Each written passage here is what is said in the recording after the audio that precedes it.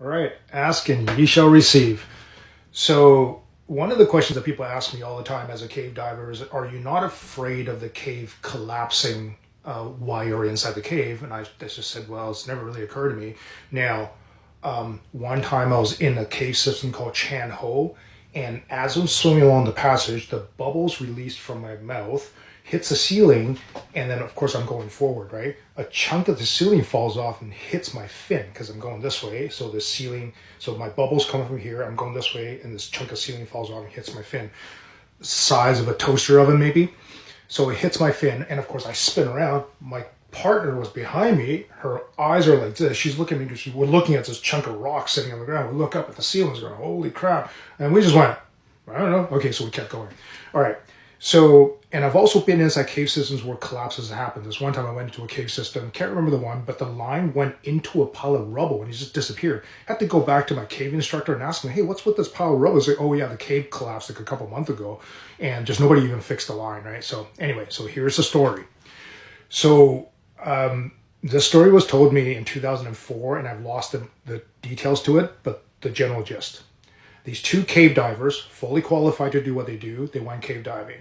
They go inside the cave and something happened behind them. Say they executed their dive, they came back, like everything was going according to plan. They came back and the line disappeared into a pile of rubble. The cave had collapsed while they were inside. So they were assessing the situation, fully qualified cave divers, didn't panic. They assessed the situation. One of the people, and they were communicating underwater, amazing. One guy decided that what we should do is we should try to remove rubble and get through. The other guy says, thinking to himself, well, there's no way we have enough ability to remove all this rubble, have enough air to get through this pile because we don't know how much the collapse is. So he says we should go look for a different opening, which they had no idea if there was one. They didn't know enough about that cave system. So a bit of communication went back and forth. They shook hands. One guy went back the way he came, further into the cave to look for a hole. The other guy started removing the rocks. The guy that stayed to remove boulders actually dug his way out, exited the dive, went to call for help, whatever. The guy that went to look for an exit, couldn't find one, drowned.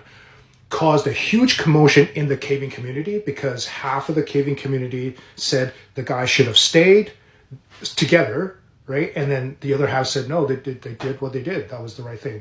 What do you guys think? So one guy survived and one guy passed away. Fully qualified cavers.